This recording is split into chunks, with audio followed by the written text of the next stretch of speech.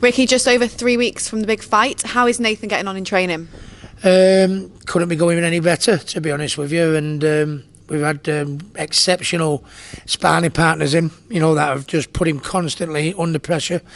And sometimes, when you go into training camps, sometimes when you get sparring partners in, sometimes they can be a bit hit and miss. Sometimes you can get one good and three bad ones, but everyone has been a world beater, you know what I mean? And they've kept him working hard. And he's looking as sharp as ever. It's my job now to just keep it where it is. And then about a couple of weeks before, just as we get near the fight, just up it again for that last week, and then the week wind down before the fight. But I think everything couldn't be going better. We've got to be careful that we don't go a little bit over the top. And no better person to have in his corner to make sure he doesn't go over the top, because I did it against Pacquiao, so he's probably got the best person in his corner to just know when the right time is to push him, when the right time is to rest him. But it's been an absolute perfect training camp, and not just saying that to try and worry the opposition. It has been a perfect training camp thus far. When he first turned pro, he told you he wanted this fight. Now it's happening. Have you seen a change in his mentality in training because he's got the fight he wanted? Very much so. I think the one thing with Nathan, I think everyone's seen his boxing ability, his hand speed, and the stuff he's got in his armoury. But he's not shown enough devilment. He's been too good technically for all his opponents. But the only time as I've said before, the only time he showed a bit of devilment, he fought Sean Turner. And Sean Turner got in his face at the press conference, said, "You're only a kid, you come and sit in the pocket with me, you come and have a fight with me." And that wound Nathan up. And he had it with Sean, and it was his best performance. No disrespect to Sean, he was a good fight. It was his best performance because of the fighter Sean is, and how he set about and took Sean apart. And that's what he's got it in him when he's got his bee in his bonnet, and he's got his bee in his bonnet with Daniel.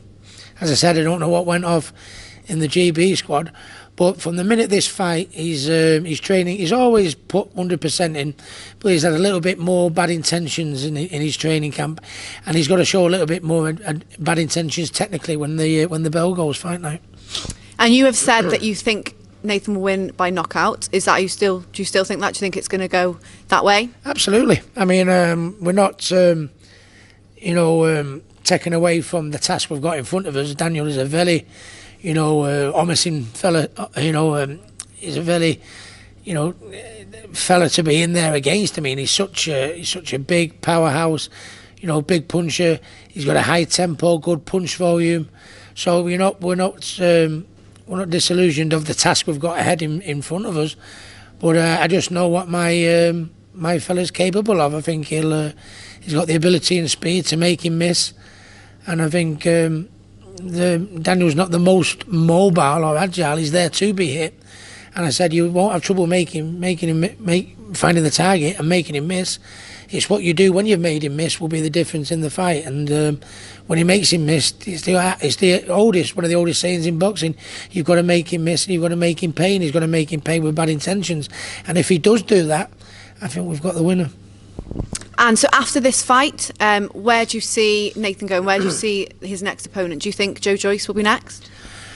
It could be. Obviously, we get this fight out of the way. We sit down with Frank, and then we see where we go. It's unbelievable to think that Nathan is only 21, and you've got to take your hat off, to Daniel and Nathan for taking such a big fight on so early in the careers, and bearing in mind how young they both still are.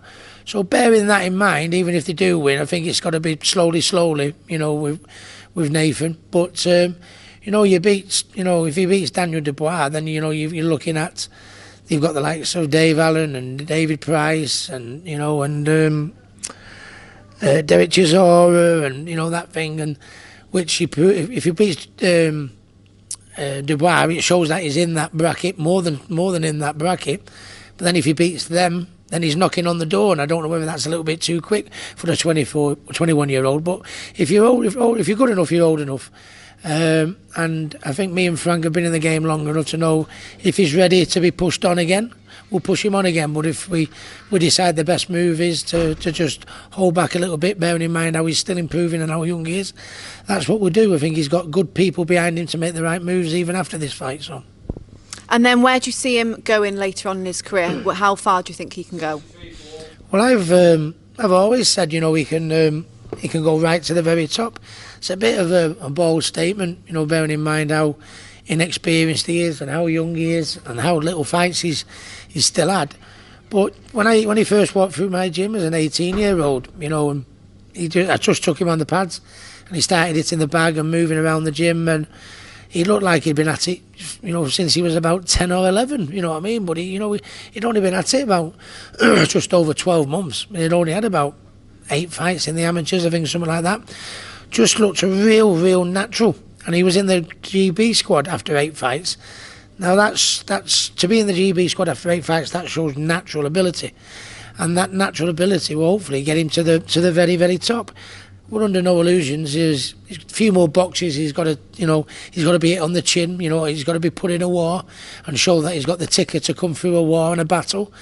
He's got to show that he can fight in the trenches for 12 rounds. He did it with Sean Turner, but for this one, he might have to do it for 12 rounds. You know, so he's got to tick them boxes. But if he ticks all them boxes, you know, and with the ability he's been given, there's no reason why he can't go all the way. And it's his birthday next week. Has he given you the birthday cake? Because he can't have it, can he? He has, yeah. Steve Lilly's giving that birthday cake. I've been friends with Steve for years, but I felt like knocking him out when he gave me that cake. What are you trying to do there? But it worked in my favour, so it slipped over to the Hatton household. So we'll be having that tomorrow. Yeah. Well, good luck on the 13th. Thank nice you. to speak to you.